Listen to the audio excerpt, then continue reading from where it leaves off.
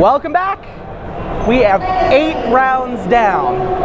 It starts to get really exciting now. 2 rounds of Swiss to go. These are the times when you see when people get hit with one of those vintage draws, you can see the look on their opponent's face. It really hurts. Yeah. It's been a long day. You're 8 rounds in. Yeah. I mean, a lot of the people we're going to be showing on camera are basically in their winning in. Yes. And I mean, this is their once a year. This is their opportunity. It's within reach. It's got to be one of the more stressful times to play. Even a lot of times once you hit the top 8, like you feel like you've done it. You have that top 8 on your resume. Like you've done what you came for. A lot of people's goal coming into the event is making top 8, not winning. Sure. Like I really want to top 8 this event. But I mean now it's all or nothing. And it's tough. Like I always found these rounds more stressful than my rounds in the top 8. I agree with you. No, I totally agree with you. Once you've made the top 8, you feel like, I had a great weekend. Yeah, this is a success. Maybe I win, maybe I don't. I'm still in the running, but no one remembers the players who didn't make top 8. Yes. Yeah. I did want to update the Luis Vargas storyline, by the way. We talked about it at the end of the round. I'd heard that he dropped and flew, and he did in fact drop from the tournament and head for his flight. The details are perhaps a little more interesting than that. As Luis explained on Twitter, he played his round. He played to a victory against the Evil Dredge Menace. Yes. But by winning that round, he basically earns a seat in a win and probably in. It's not even a clean win and in. Like his round 9 match, he's still X1 if he wins that round. So he's probably got to win and in, but it's like a win and hope that you get to draw and that nothing screwy is going on and in. Right. And look, the guy's got a full-time job. The guy's got a wife. The guy's only in town because his buddy was getting married yesterday. Pat Cox, Wildest Nicodle, was getting married yesterday. So it's kind of a freebie to just hang out and play vintage for 8 rounds. And right. I mean, his hope and his thought was by the time he got to the point where he'd have to leave to the airport, he'd know whether he was in top 8 or not. Right. Like he's definitely skipping the flight to play out the top 8, but skipping the flight to play a win and probably in. Yep. He decided. I had actually talked to him earlier that he said at X and 1, depending on how many rounds are left, he might not choose to miss his flight. Yeah, and so he played into a winning position against the Dredge deck and then scooped. Conceded the match to his opponent, dropped from the tournament, headed to the airport. Yep, and there is something to be said also. I mean, he was out here for a wedding. He traveled with his wife. Even if he didn't make the flight back, his wife was leaving. That makes sense. And he has to find a place to crash in Philadelphia. Right. And then he's headed back on his own. And then I don't know if he has a role at Worlds next week. Well, he does. He's doing commentary. He does. He will be in Seattle doing commentary for Worlds. I mean, you're probably talking about the difference of getting to spend 1 day at work versus 2 days at work. Yeah. And when you've been on the road a lot, every day matters. So I can understand the decision. Now, interestingly, what Luis followed up with on Twitter, I thought was kind of perfect. It's like, next year, I'm going to make sure I can play the whole weekend. Yeah, I mean, it's a great time. And there's really great people. And I think that whole weekend for him means starting with the old school decks. He was looking at all those pictures of the old school decks from Friday afternoon on Twitter. And there's a little bit of jealousy coming across the internet. I heard from some old school, like the Jamie Parks and Igor Freemans of the world. Oh, I saw Igor, yeah. Yeah, who are actually in Philadelphia, and he's like, well, if I could have gotten off work, that's the event I would have come to. He's like, nothing sounds like more fun than just activating James Day Tomes and disrupting scepters all day. Yes. I mean, that's what we grew up on. I can vouch for that. It was awesome. So it's something that just sounds like a ton of fun. Yeah. No, I have every intention of being back out here again also. Yeah, me too. Vintage Weekend is something, as soon as I know when the dates are, it just goes on the calendar. Like, I was more willing to sacrifice PT Vancouver than I was Eternal Weekend. Nice. So. Yeah, do we know the dates for next year? Those don't exist, do they? I don't think they exist. I mean, although it's a huge event, in the terms of the Philadelphia Convention Center, right, probably gets moved around a lot. I'm guessing we don't even have a firm date if they're going to hold it in this space until it gets much closer to the event. Sure. That makes sense. And, I mean, it also has to fit in Wizards of the Coast schedule. Right, of course. They always make sure that Grand Prix, you don't want it over a PT. All true. So I mean, I think you have to wait for a number of things to shake out properly. Yeah, and I know that the August Pro Tour next year, well, the July Pro Tour from this year is actually an August Pro Tour next year. Following Gen Con moving from July into August. They followed each other, right? Yes. To stay in conflict? Yes. Worked out great for me. My World Board Gaming Championships is no longer a conflict. I've done the Saturday night red eye away from the Pro Tour over to WBC 2 years running. Will not have to do that next year. Yeah. What I will have to do actually is leave the World Board Gaming Championships on a Sunday and get on a flight to Sydney, Australia the next day. Fair. And you know, with a PT in Sydney, there's a very good chance I wasn't going anyways. I mean, that's a long trip. But with a PT in Sydney in August, that's going to affect the internal weekend timing as well. Right. Yeah. Which is why you're saying they probably haven't sorted quite everything out yet. Yeah. Makes sense. But they do have a knack now with Gen Con and Essen, putting major events during Gen Con and Essen. And I understand there's only so many weekends in a year. Yeah. But they are big events in the industry. Now, maybe it only affects me and Kibler and a couple of other guys, like, as a profession. But what's the Essen conflict? Well, it's just, I mean, you see all the Stoneblade guys, like the company. No, I meant which event. Is it, it's the Pro Tour Milwaukee? This year it's GP Madison. Okay. Which, not as big a deal. Next year it's the actual PT. Got it. But GP Madison being probably 15 minutes from where I live, it seems hard to travel to Germany for a trade show when there's a GP 15 minutes from my house. Now, a funny story, the last time there was a GP in Madison, I was so out of it for Magic, I didn't even know. Oh my God. I'm out to dinner with my wife on a Wednesday and with her family. Okay. My phone rings, it's Eric Froelich. I just step outside and I answer. I'm like, hey, for what's going on? He's like, look, I'm just taking a shot here. Do you have a team for the team GP? I just go, Eric, I'm not going to a team GP. And he goes, no, but I just want to know if you have it for the one next weekend. And I'm like, Eric, I'm not going to any GPs. I don't travel for Magic. Going? He goes, it's in Madison. There's a what? There's a Grand Prix in Madison? And Aoife goes, stop. If you're just messing with me, I can't handle it. And I'm like, I'm not messing with you at all. Actually, I'm upset none of the locals asked me if I wanted to play with them. Nice. And he's just saying, so you're telling me you don't have a team for this event? And he goes, Rich Hone and I are looking for a third. And I'm like, you're serious. It is 10 days from the tournament. Yeah. And you and Rich Hohen are telling me that you don't have a third. And he's like, yes. I'm like, yes, I'm in. So 10 days before the event, I didn't even know it was going on. And then Aoife, Rich, and I top 4 the event. That's awesome. And I walked around that whole event talking to all the locals. Like, I can't believe it. None of you wanted to play with me. That's funny. I've just been handed standings. Standings after round 8, Paul Mastriano, 24 points. Michael Herbig, 22 points in second. The 21s go from 3rd down to 15th. John Gradzina, Richard Johnson, Rich Shea, Josh Ravitz, William Magrin, Robert Greene, Ryan Eberhardt, Brian Kelly, John Lessard, William Jusek, Michael Kiesler, Peter White, Brian Durkin. And then the 19-pointers who are definitely still live to be X11 at the end of the tournament, Sullivan Brophy, Brian Pallas, Noah Smith, Jesse Martin, that's our Dark Petition guy, Matthew Webster. 20 guys with 2 rounds to go. So... And then the X2 with a 70-point breaker?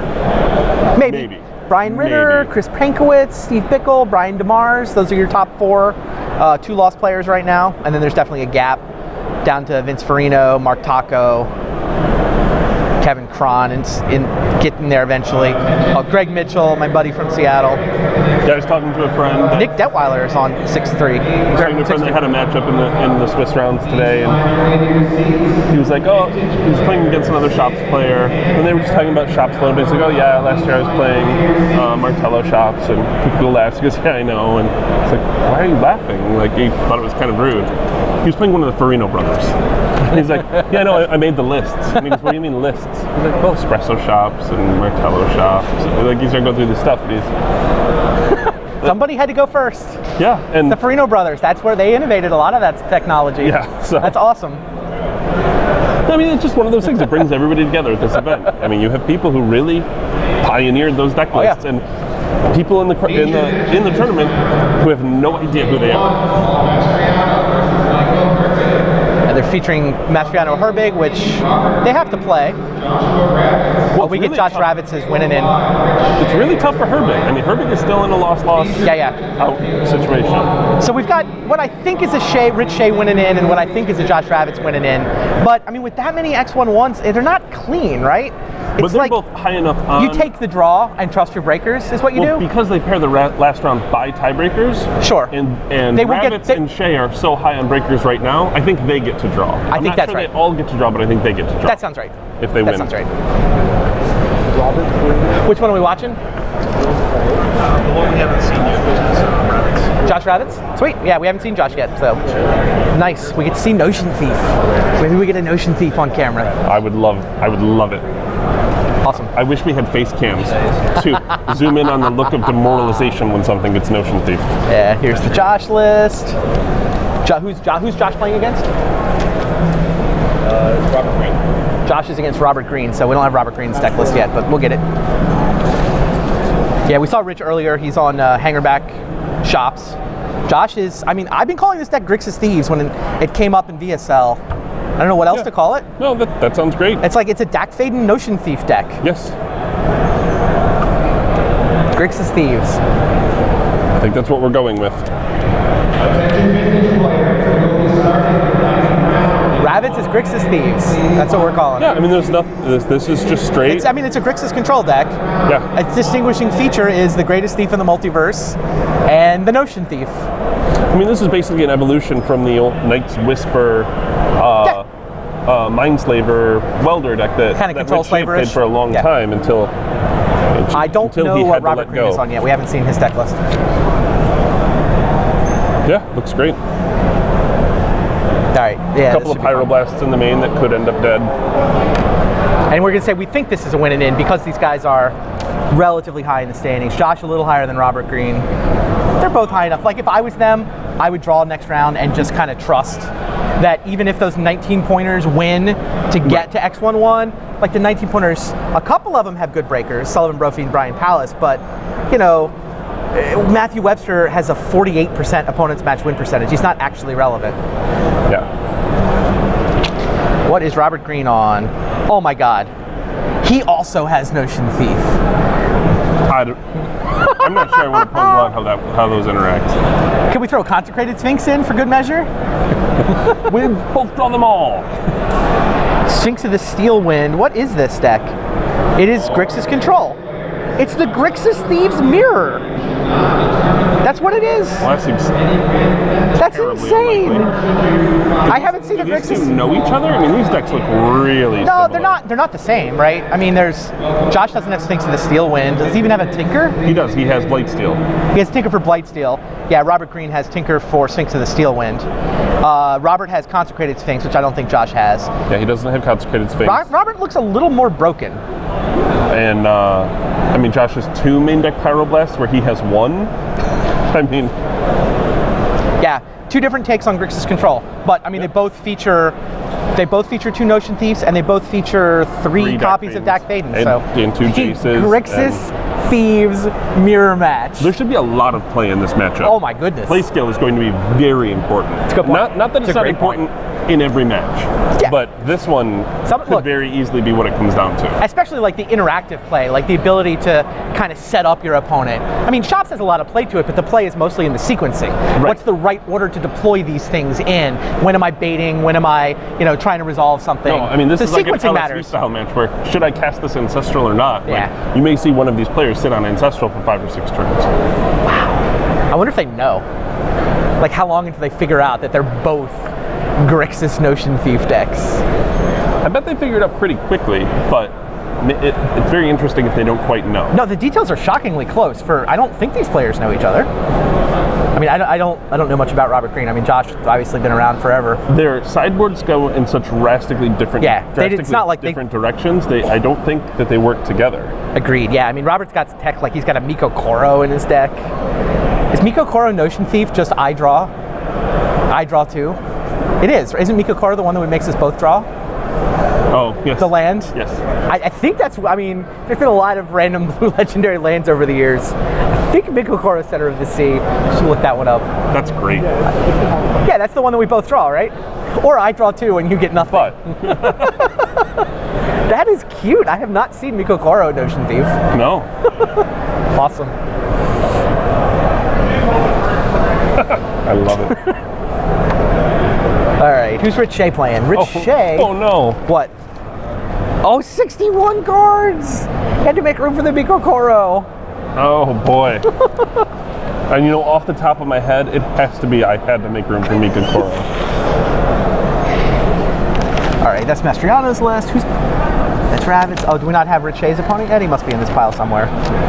Rich Shea is playing against Brian Durkin, What's this? who is playing Dredge. Yeah, I mean, Quite possibly the benefactor of the LSV. oh, he might be. Could be. I mean, not for certain. I mean, but some X1 Dredge player got scooped 2 by LSV last and let's round. hope there are not that many X1 Dredge players. I mean, look, Rich knows about Dredge. He's got relics, 4 Tormod's Crypt, 3 relic. And don't Interesting that Rich went Tormod's Crypt as well, just like Reed did. Yeah. I mean, I joke that Reed had Tormod's Crypt because Leyline Because hadn't it was been printed old. yet, Yeah. but it did help for Storm Count. no, I'm sure that was a conscious decision.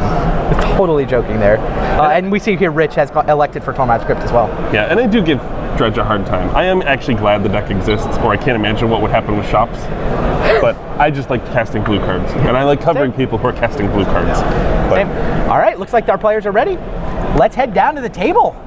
Round 9 of the Vintage Championships. Pretty much a winning in for Robert Greene and Josh Ravitz, and shockingly close to a mirror for a deck that is not a super high percentage of the metagame. Apparently was a good call this weekend. yeah, I mean, it seems to be working great. I mean, here it's 10% of the top 20. At least. Yeah, it kind of feels like this deck is possessing a space that like the bug decks did 4 or 5 years ago. It's more big blue, I think. It's almost like the closest thing to a mana drain deck. Oh, fair. Josh actually has 1 mana drain in his list. I don't know. Well, I'm just like the bug decks Owen and I played at the Vintage Champs that year had a couple of mana drains. Okay. Yeah, Jaces, and we just decided to main deck Trigon Predators and whatnot, and that seems to Oh, move yeah, more yeah. towards Same space. How about decks, that? Deck Vaden and Notion Thief.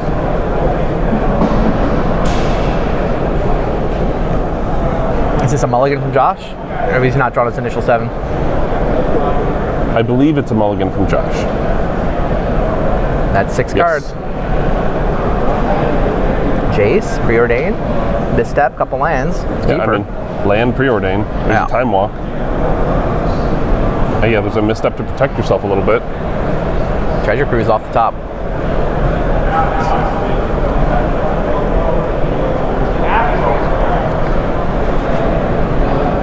What's Robert got going on? Boy, it was a blue card to start with, and then an island. I think it was Force of Will, but not really sure. My favorite island out of Joshua Ravitz's deck. I'm quite partial to the Guru Island. Okay, I like that one too. It's the one I have a dozen of on Mitko.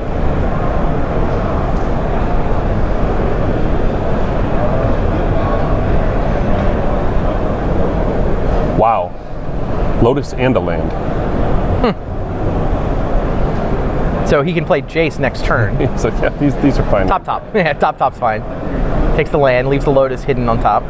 In case anything goes a little goofy.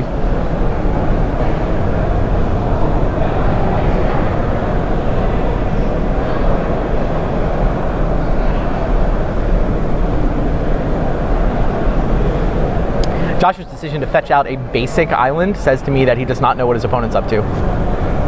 That's completely fair. His opponent has no wastelands. You don't get basic island unless you're worried about wasteland. At least a little worried about wasteland. I mean, there is to a lesser extent the concern of giving more information to your opponent, but I don't think that's what contributed to the decision there. I think he really just is not quite sure what's going on.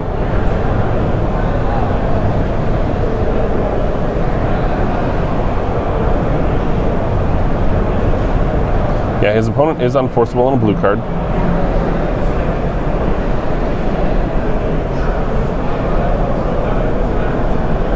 Staring at a Consecrated Sphinx, maybe? Force of Will. That's Miko Koro, right? And Josh has to read it. Got a reader. I would have to read that card. Yes. I would have to read that card more than once. But it tells you a lot, though. Like, now you're thinking, what the hell is that card in your deck for? What have I walked into? Actually, Josh is probably thinking, I can't wait to play Notion Thief in response to that activation. You are correct.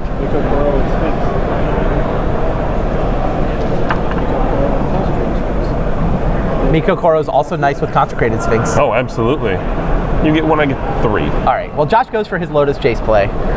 Sees Consecrated Sphinx getting removed by this Force of Will. You're just getting more and more confused as to what in the world is. I mean, Miko Koro does combo with... Here's the thing. I give Josh... Josh has Notion Thief in his deck. Right. Like, he's entire... And he's a very good player, been around for a long time. I think he's probably capable of deducing that Robert Greene's playing Notion Thief. Actually, I think I'd mentioned to you off camera how amazed I was talking to Josh Ravitz yesterday, asking him at what point he knew his opponent was playing Omnitel. As soon as he played the first land. And then he explained... It was a basic island. It was basic island, but explaining to us why he knew it wasn't High Tide, why he knew it was these other... And I will give Josh a ton of credit for deducing where his opponent is at very quickly off very little information. Yeah, he sees the Underground Sea. He sees the Miko Koro. He sees Consecrated Sphinx removed from the game. I mean, it's clearly a big blue deck. Yes. Miko Koro. We both draw. That's crazy talk. Your opponent mulliganed.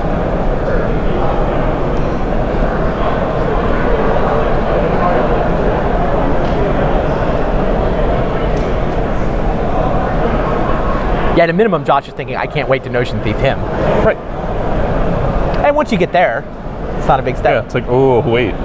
Maybe I know what's going on. Misstep Soul Ring. Seems like a great idea. Oh, another Jace.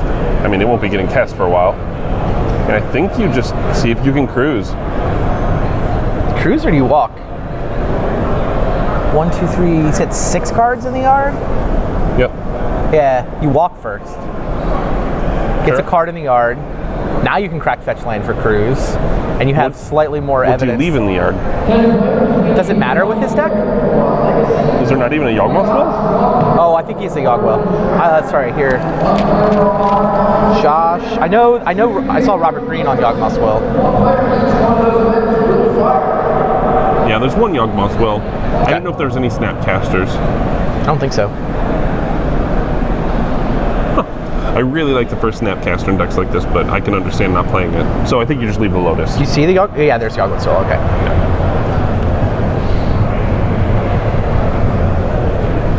Oh, no, he's decided Time Walk is better off of a Will. Runs it into a Flusterstorm. C'est la vie. Yeah, okay, Robert's so I'm had going all to go the back answers. to saying lead with treasure. Well, look, his Time Walk had resolved, remember. He top decks the 4th land, so he gets to slam Jace here. Yes, he does. This is great. I mean, Josh, look, Robert had all the answers. He forced the Lotus Jace. He Flusterstorm Treasure Cruise. Josh pump fakes fetch landing for a Library of Alexandria there. That's not how that worked. It would be kind of ridiculous. But no, yeah, the last card in Josh Ravitz's hand is Jace the Mind Sculptor. Surely Robert's out of stuff now, right? I would have to think so. Yep, Jace resolves. Library, Flusterstorm, Preordain. Preordain? You're tapped out. You played a land. I don't know if you... I actually think you might leave the Flusterstorm in your hand. If my opponent's going to make me discard a card, I think I prefer it being the Flusterstorm and then getting to And then draw the Preordain. And then draw the Preordain. The Preordain is the best of those cards, so it should be on top of your library. Yeah. I'll buy that.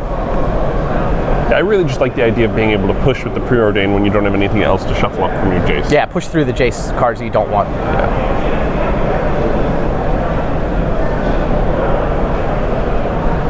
I mean, the Flusterstorm's a solid counter in this matchup.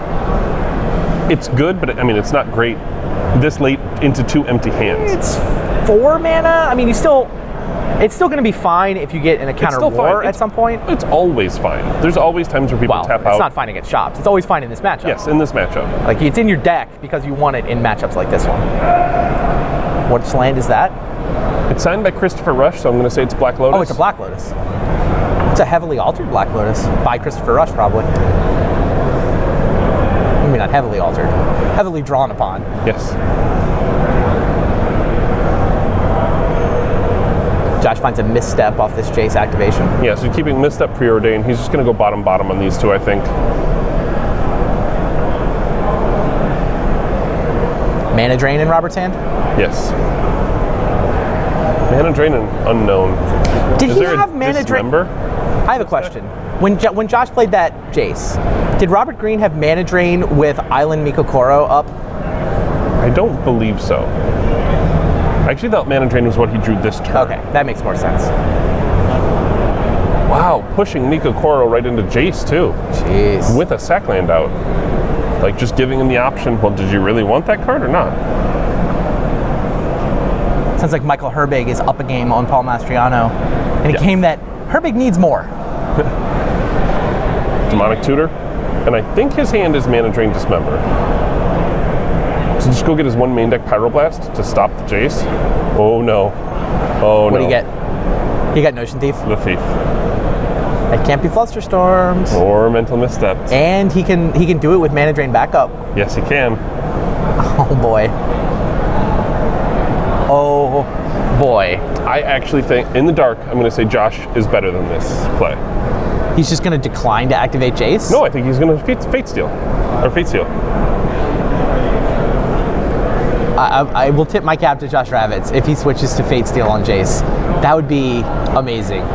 Well, It's doable. I don't think any less of Josh if he just walks into this activation here. Oh, well, there's the dig. So he's going to get to defend at least a little bit. But, yeah, I don't fault him if he walks into the Brainstorm. Oh, but he even looked and just... He just declined? He didn't even Fate Seal? No. I think he said Brainstorm. But he's obviously changed his mannerisms that he understands that Notion Thief is a possibility here. Got it. He didn't reach for the cards. Right. He said, I'm attempting to Brainstorm. Yes. Because then he's just going to go sack land. So he's basically saying, maybe you got Notion Thief. I'm going to find out. I'm willing to have it happen to me. That's fine. I'm not willing to stop brainstorming on the threat that you got Notion Thief. Right. You're going to have to show it to me.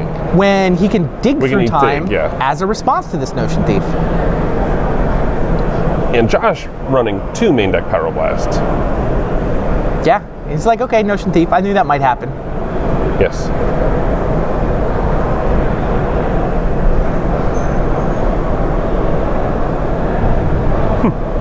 All right, fetch a land.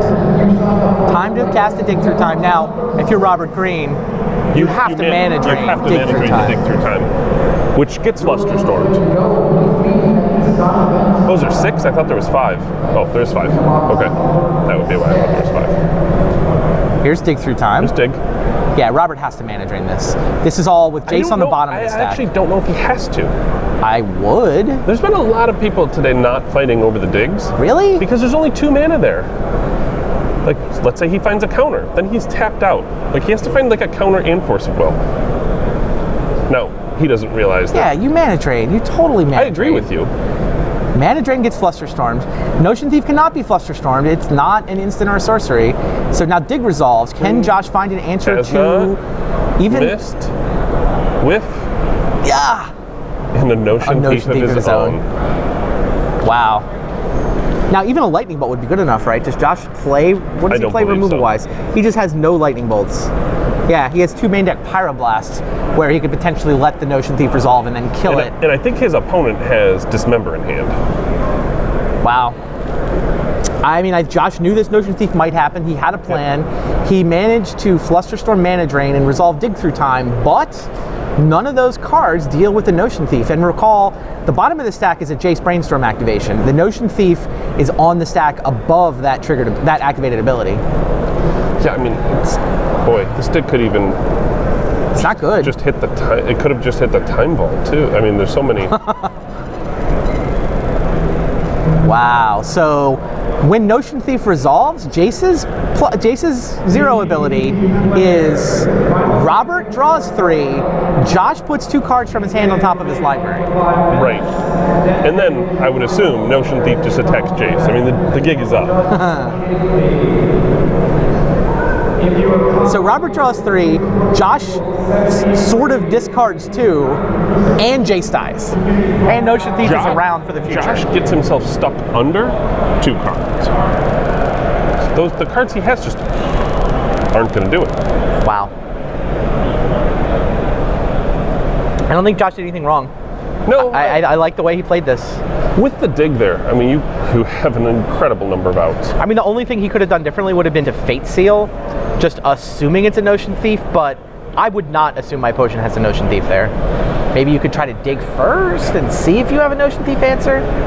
But, like, you can't just stop activating Jace every time your opponent casts Demonic Tutor. There's not that many Notion Thieves in the room. So what else did he get when he Demonic Tutored with 6 mana? And then said go. With 6 mana up and just said go. And Mikokoro in play. And your hand is like misstep, Flusterstorm. Like, I think you can feel kind of You could dig first. I think you can start bait sealing there if you want to. Interesting. I mean, you don't even know if it's Vidilian Click. Like, just to kill your Jace, in which case Fate Steel is still fine. Sure.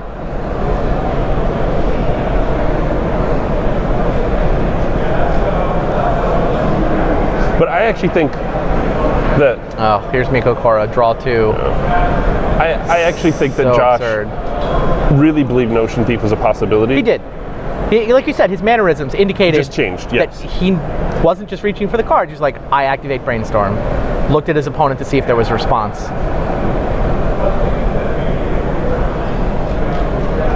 Only question is whether he should have been more sure and not even risked the Jace ability. And here we go. Yeah.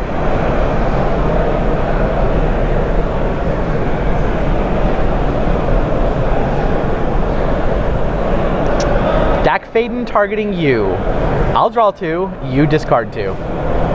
It is one of the best feelings in Vintage. Notion Thief Dak Faden is such an insane combo. Just truly crazy. My Planeswalker's plus ability is you discard 2, I'll draw 2. I will tell you right now, Mikokoro is going in my Notion Thief. Yeah, that's good tech. I have not seen Mikokoro in Notion Thief. I've seen Notion Thief. Obviously, Notion Thief Dak Faden has shown up in VSL more than once. Yes. But Mikokoro is good tech. Mikokoro, Consecrated Sphinx. We've seen Consecrated Sphinx in Vintage Super League as well. Certainly. All good stuff. Yeah, Mikokoro Consecrated Sphinx is good tech too. Yes. It's fun times. Wow. That was a very good Demonic Tutor. Yeah. Very, very good Demonic Tutor. Another update for you. Rich Shea has won his first game. So Rich Shea in a very similar situation to these guys. Rich Shea and Brian Durkin are playing where the winner hopes to be able to draw in next round. And looking at the standings, Rich Shea is in 5th place. His tiebreakers are among the best.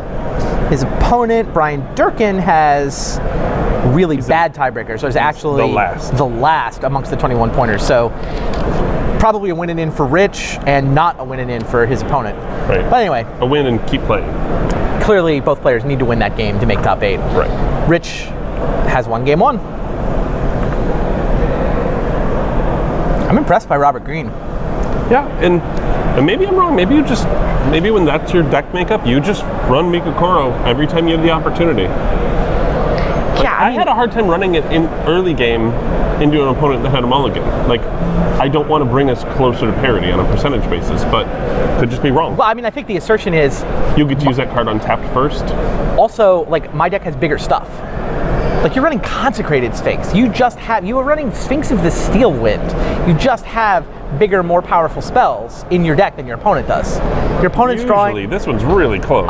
In this matchup, it's really close. But in general, I think that when you put that Mikokoro in your deck, I don't think you change it for this matchup. Right. You just have a plan and you go with it. Exactly. Yeah. Your opponent, they're drawing like preordains and whatever. They're just drawing a bunch of little cantrips. None of their cards have the raw power that the cards I have are. Me drawing a card is just more impactful than you drawing a card. Yeah. I think that's the conceit when you put that card in your deck in the first place. Yes. But my cards are better than your cards. Yeah. Gotta get closer to Notion Thief. He's also like, obviously his cards have the synergy. Yes. Dak, Notion Thief, Consecrated. So much synergy between all those cards also that it's part of the reason why you think your cards are better than the other guy's cards. Absolutely. Oh, it's a lot of fun. I mean, Adrian Sullivan back in Madison, one of the biggest Miko Koro proponents I've ever met in my life. Okay. If the deck has blue in it and the card is legal, he usually wants to play it. Okay, that makes Adrian Sullivan the first Miko Koro advocate I've actually heard about. Oh, no, I can't tell you the number of times, like, I've showed him a list in a format that Miko, he's like, this should have a Miko Koro. It's usually his first response. Sure. And he's like, well, you never know what situation you're going to be in. Yeah. Like, if they have a handful of cards and you're low on card, run it. I mean, and don't get me wrong, he doesn't stop there. I'll come up with 4 or 5 other examples that your deck could easily end up in. Then you just activate it. I mean, although it taps for blue, and it comes into play untapped. Yeah. It's still not quite free in this It's format. wastelandable. Yeah. It's in a spot where you could have a basic island in that spot. It basically only matters to wasteland. Like, I think you have to have a really good reason to have it in. Yes. As a land that only taps for 1 color, but Robert does. Absolutely. Yeah, this deck's sweet. I mean, just based on that 1 card, I feel like it's a pseudo mirror, but I like Robert's list better. That's fair. Well, I mean, even the Consecrated Sphinx in this matchup is really big. Sure. Now, both players' lack of wasteland can really become an issue here. Congratulations to Michael Herbig. He defeated Paul Mastriano, so Michael Herbig is now X-0-1. He's in, even with a loss in the last round. I mean, all but in, right? We've got these caveats. Yes. There's so many people with unintentional draws that people could potentially miss at 8-1-1, but I doubt it's going to be the guy who's in first place going into the last round. Right. So Michael Herbig should be in even with a loss. Paul Mastriano should be in with a draw next round. So he plays the Miko Koro, and I see him point to library, and I'm sure the question is, does this check on resolution? Oh, jeez. To which the answer is no. Right. Library checks when you activate it. You may only activate it if you have 7 cards in your hand. Resolution is just draw a card. Are they getting a judge to confirm this? I would. Yeah. I actually was. I have the exact same understanding of as you do, and I would get a judge to check it. True Ancestral. And Yogbus will. Some restricted cards in Josh Ravitz's hand right now. Why would you run it on upkeep there?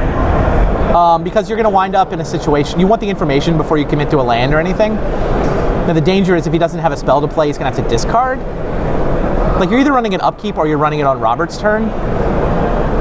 Yeah, I'm a much bigger fan of on Robert's turn. Fair. Because now Josh has 8 cards in his hand and nothing to play. In a moment, he's about to have 9. Because Miko Koro is going to happen during end step. Yes. All true. I'm not a huge fan of making my opponent's Miko Koro free. Yeah, look how eagerly Robert is going for a land. Yeah. Got you now. Josh has discarded a mental misstep, but we aren't actually to that portion of the turn yet. Unless Josh is trying to jump ahead. I don't think Robert is done with your end step, Josh.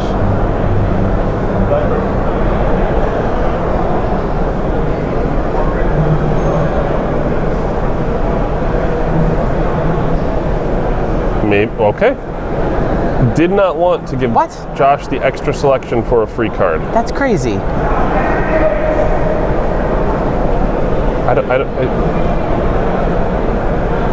What's the activation on Miko Koro? It's 2 mana, right? Blue and 1? 2 of any? It's just 2 colorless. Alright, Josh does not run the library on upkeep this time. Draws, plays a land, 7 cards in hand, says go. Now Miko Koro. There we go. Got there. Josh actually has Notion Thief mana, for the record. Doesn't have Notion Thief.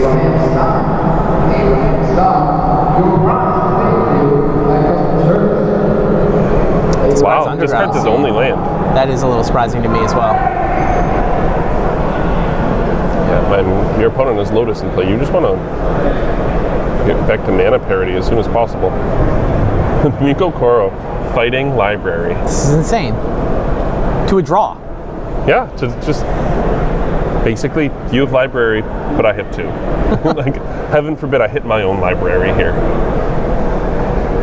All right, Josh has decided enough of this. I'm going for this Ancestral Recall. I know it's going to send me up on cards, but I've got a Mox.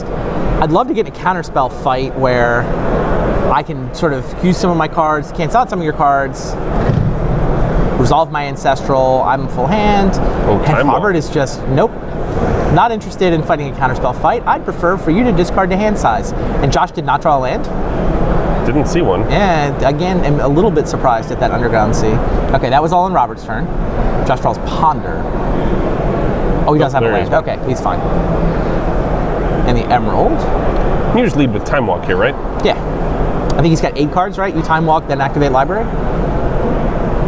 This also has a Dak Faden, which can blow up the Lotus. I think he might have 9 cards.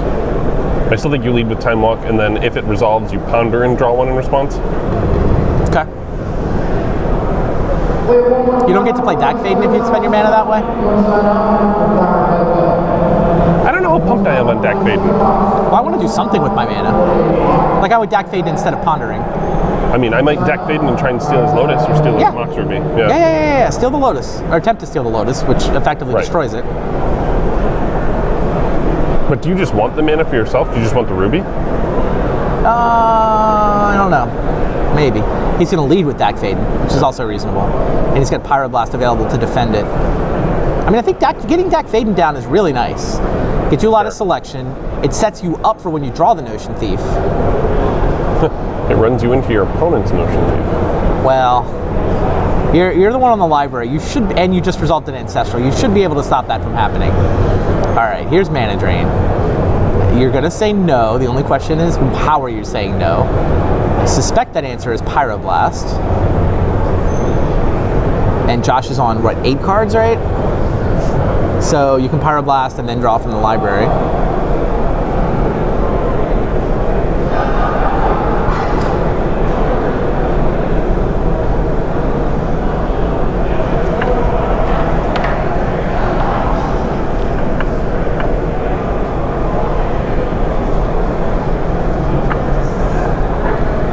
There's the Pyroblast.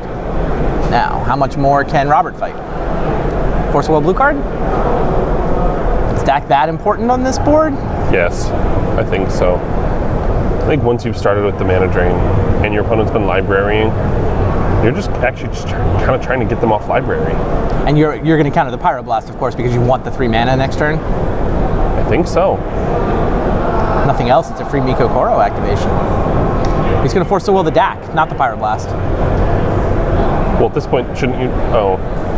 Yeah, shouldn't you just let the Pyro counter the Mana Drain at that point? I mean, Flusterstorm is the thing that's relevant. Like, if you have a Flusterstorm, or you're kind of representing a Flusterstorm in a weird way. Yeah, you are.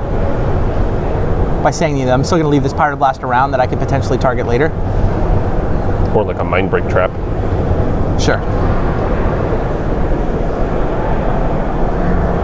Probably doesn't matter. It's just what are you representing? All right, Josh fetches out a Volcanic. He should library now, right? Before he plays anything else? Tap the library. Should, yes. I mean, unless he needs the colorless mana. I mean, if he was going to Time Walk, he could hypothetically want to Time Walk here instead of drawing a card. I would tap library here. Oh, he has a Flusterstorm? Wow, that Flusterstorm's great. Library. Oh, he just saw it. Wait. 7 cards. Stop. Hold on. Just saw it just in time, I think. Hold. Actually, he's just said if my opponent's not getting the mana, fine. Interesting. So declines the Flusterstorm to defend his deck. I would have Flusterstorm there. I think I draw off the library and then kind of Flusterstorm. like that. Just, I still have my library, I still have my Time Walk. You're not doing anything useful. My hand's just full of gas, and I just got to force the will out of your hand. And, you know, is it because Robert's representing a Flusterstorm of his own? I think it's because he left the stack where it was and forced the will back to Dak, but it's also because he's just not getting the mana from Dak. Mm-hmm. And he's like, that's a non-standard play. I just want to stop fighting. Yeah. And he does get the library card. It was a Tinker. Drew for his turn. I think he drew Thirst for Knowledge. Now here's Ponder. I mean, Josh should be able to just drown Robert in an ocean of card advantage now. Selection and card advantage. Library is gonna outpace Miko Koro, especially when you throw a Time Walk in. Soul Ring. I think he left the or the Time Vault on top of the land. I would have thought he would cast Time Walk here, and then if it resolves, Library into his land, but it's not what He he's goes to his interested end step? in. Yep. Are you sure he has a Time Walk? Yep, it's the furthest left card in his hand. He also has a Yawgmoth's Will. So once he starts going down this string of Time Walks, especially with that Tinker in his hand, the game's over. Why do you not Time Walk there? He could Time Walk and Thirst if Time Walk resolves. I just want another turn. I have Library in play. Yeah. I mean, the only counters that are countering Time Walk are very useful counter spells. Yeah, he discarded the Tinker, I think. Well, maybe he's just planning on going Time Walk and then Yawgmoth's Will tinkering, casting a Time Walk again, and killing his opponent. Sure. Uh-oh. Whoa. Slaughter Games. Slaughter Games. That's Slaughter Games. Sure. Uncounterable. What is he going to name? I still think the game might be over the other way. But what does he name? Jace. Name's Jace the Mind Sculptor. This is not good news, Robert Greene. See, Josh has a hand that kills you on the spot. Yawgmoth's Will, Time Vault, Yawgmoth's Will for the Tinker for the key, take all the turns. And you just tapped out on your own turn to get these Jaces out of his deck. As Ravitz informs him, yep, that's them.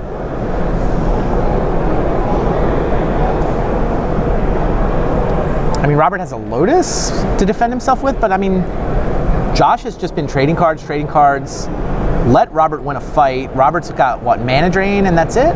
Mana Drain and a Force of Will, I think. But is there a blue card for the Force of Will? I have to believe so. I mean, he's been Miki Koroing, and Josh still has a Flusterstorm. Is Flusterstorm Misstep? Well, Is that a Force of Will on the left? I had no... Yeah, Josh has it. Yeah, I had no idea his opponent was going to tap 4 in his main phase. That's not something I can anticipate. As Josh is just telling him, this is what I'm going to do on my turn. Yeah, do you want Josh me to has go it. through the motions, or do you want to play the last game with 20 minutes? Yeah, this is it. I have you.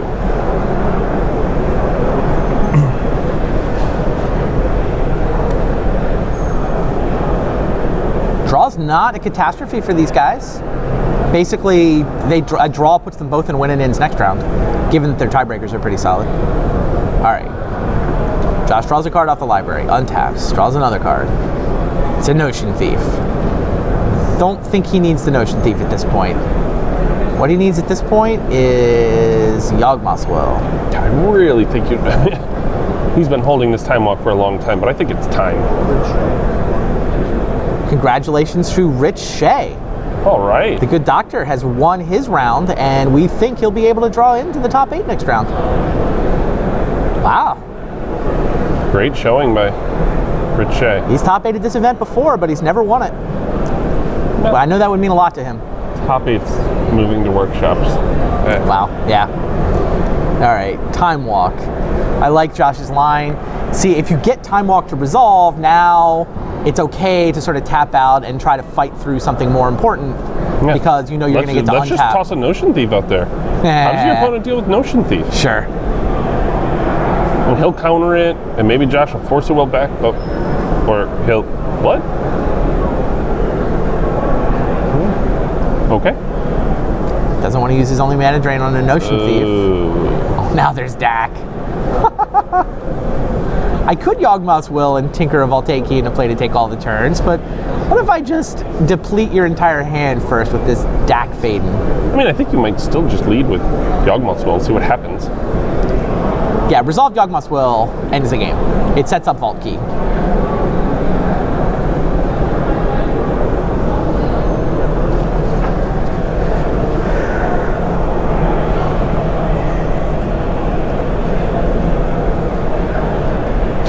Can I see what's in there? Well, there's a Tinker. Can I see how many ways I lose the game in this graveyard? Several. Yes. Enough. I think enough ways. Enough to make this the fight. Yep. Point your mana drain at it.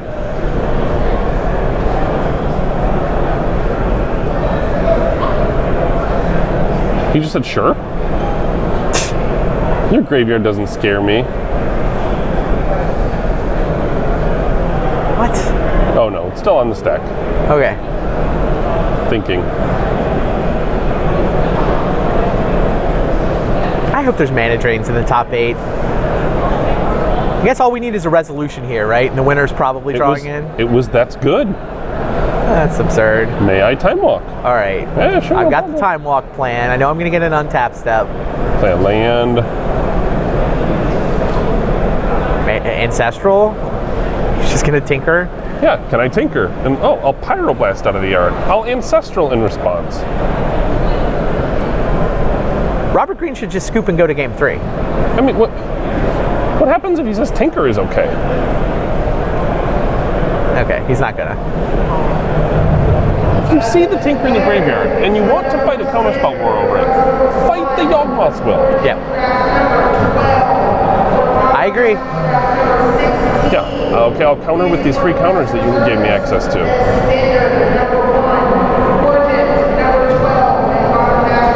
Oh yeah. Well, about that.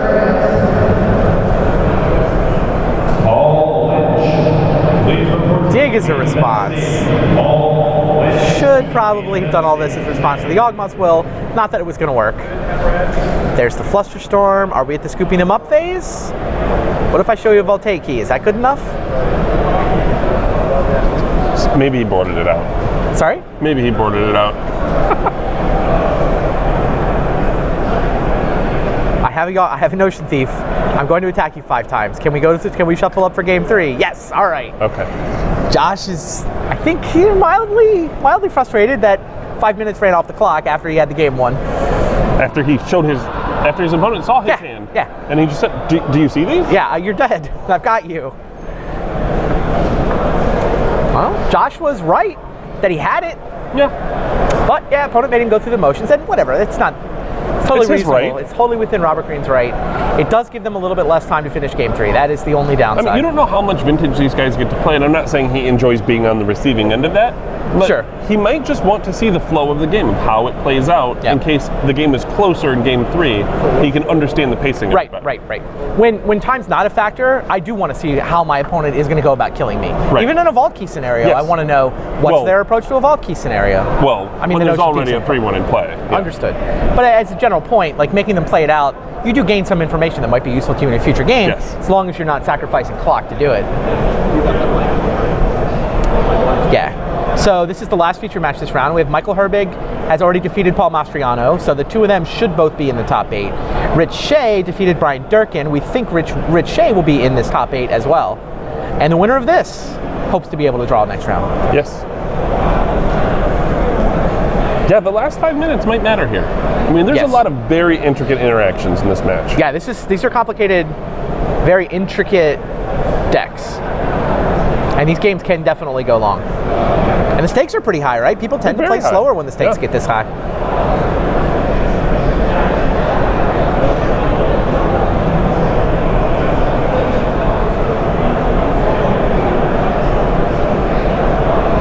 All right. Shuffling each other's decks. Getting ready for a pretty big game 3.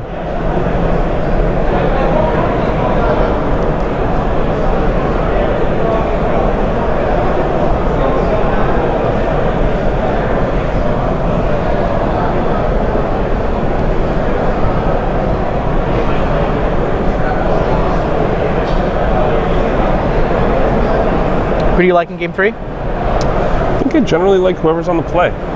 Yeah, I feel like watching these first 2 games, I think Josh has played better than his opponent, but Robert's on the play this game, and that definitely helps. I also think Robert's deck is slightly better in the matchup. That's fair.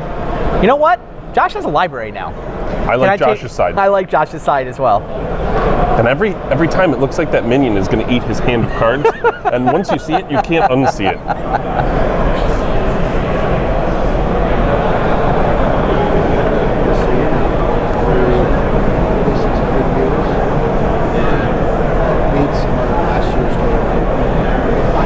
Yeah, if this game just keeps progressing with lay a land, Josh just ends up way ahead. Yeah.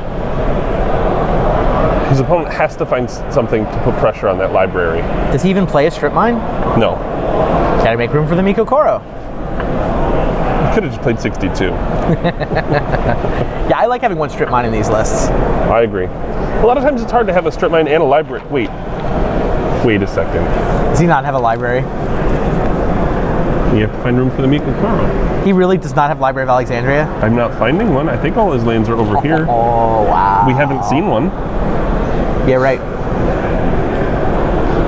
To be fair, Josh does not have a strip mine either.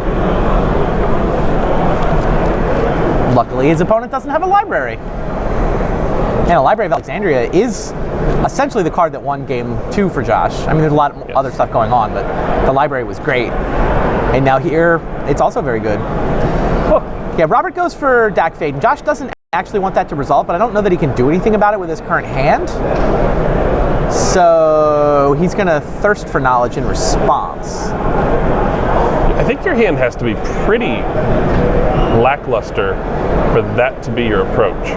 To decline a library activation in order to thirst? Right, just to look at 2 extra cards, but then either has to discard an artifact or 2 cards. And I think you just pitched the... Oh no, he hit a Tinker and a Lotus. Yes, he did. Is this game over? Why? He already has the Time Vault. Oh, but he won't be able to defend it.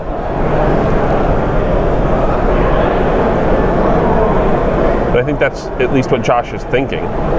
Yeah, it does not discard an artifact. And Dak Faden steals the jet. Yeah. So this game is certainly not over. Nope. I mean, I think Josh was right that Dak's annoying. He was right to, go fishing there.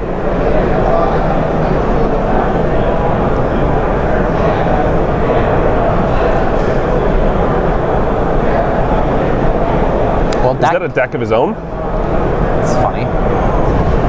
It is. Give me my Mox back. I mean, you can also play a Time Vault, which Dak can't steal. Does he have a Mox or something to tinker away? I don't think you want to put Time Vault out there, basically putting yourself on a clock of try to win before he steals it. Yeah. That's fair.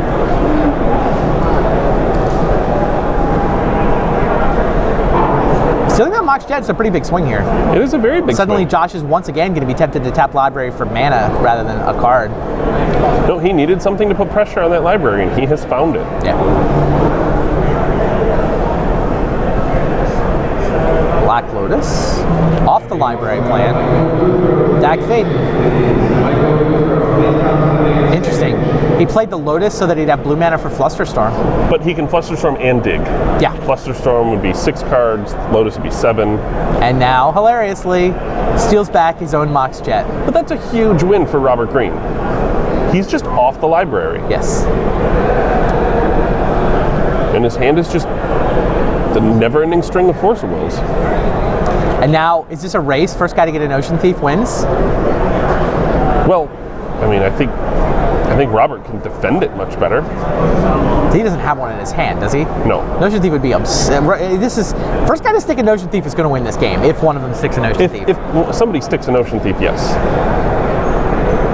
Actually, Josh might be able to get past it. Really? Between the Tinker and the Time Vault, he might get to keep just enough cards in his hand to get it out there. Because I think he's missing the third, all 3 of his blue cards are the Force of Wills. So he's actually, even though he has 3 Force of Wills in hand, he gets to counter once. 1 spell. Interesting. All right, well, we'll see what Dak says. Yeah. Who are you, Dak? Oh, there's the Thief. Oh boy. Oh boy, he is right. And another blue card. I don't know. He's got a discard too, though. Yeah, just discard the Slaughter Games and whatever off-color thing you have. There you go. You learned last game, 4 mana in your main phases. Not good. Not good. Oh, Now, Josh is very close to Vault Key. It's also very close to getting Notion Thief. Oh, if he activates his Dak, Notion Thief will happen as a response, right? Right. Uh-oh. Oh, no! No! Slow motion Notion Thief comes down. Unbelievable. Josh is like, again? Both times Josh has been... I mean, I think he digs here. Yes. It gets Force of Willed. Yeah, that's what he did in game 1 also. It was a Jace activation on the bottom of the stack that was responded to by Notion Thief.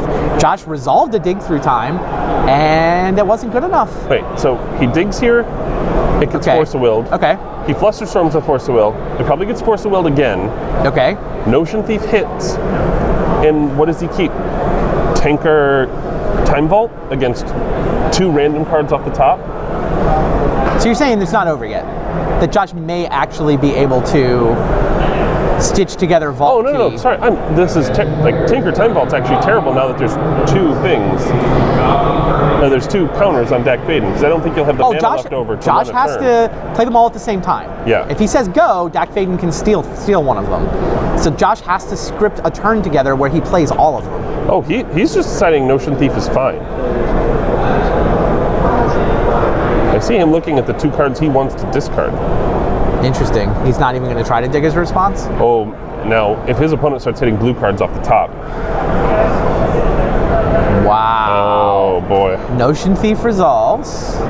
I just don't think I can... And he's looking at discarding... He's just going for it. He's just going for the Tinker Time Vault. He's deciding this is it. Okay. That's not... Look, I like it. I mean, I think he's right. He's going to lose the long game, so he has to go for this. What he doesn't know is that Robert Greene has a bunch of Force-a-wills.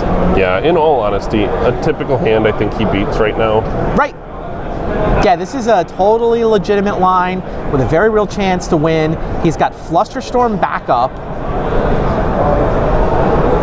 Here's the Flusterstorm. You got another one? I do indeed. Yes, he has another one. And Josh Ravitz sees that his Tinker's not going to resolve. I like his line. I think that's totally reasonable.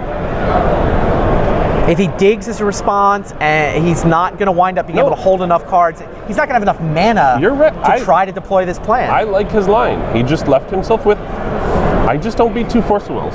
Yeah. But that's the only thing I don't beat. Yeah, I beat everything except 2 Force-a-wills. Well, guess what? Robert had 2 Force-a-wills. He had the Notion Thief, he had the 2 Force-a-wills. I mean, and he could still just draw key, right? Yes. Dak should have stolen Time Vault. Absolutely, Dak should have stolen time. He has a key in his hand. And he didn't steal the Time Vault. Oh, well, he won anyways.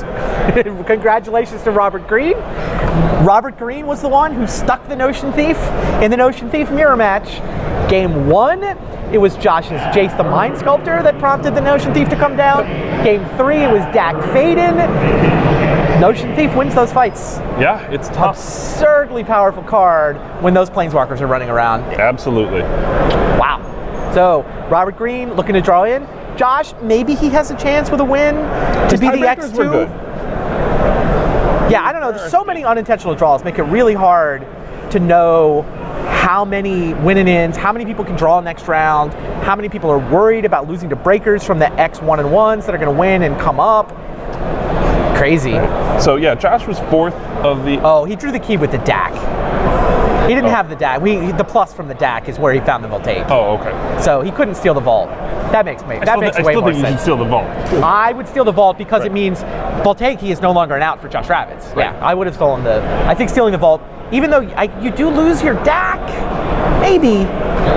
If he steals the vault, his DAC is dead, as opposed to his DAC being in play alongside Notion Thief. I think Robert's play might be right. Like, Sure. Josh is discarding 2, and I'm drawing 2, and I'm keeping Josh DAC. is already out of cards in hand, right? Josh is empty-handed at that point? If Josh is empty-handed, stealing the vault starts to sound a lot better. Unless you have something in your hand that just stops the key. Or, yeah, because tutor for key doesn't do it. It's really just drawing the key. There's only 3 But mana here's on the the thing, other though, side like of the board. if your deck goes away, now you give Josh like 3 turns.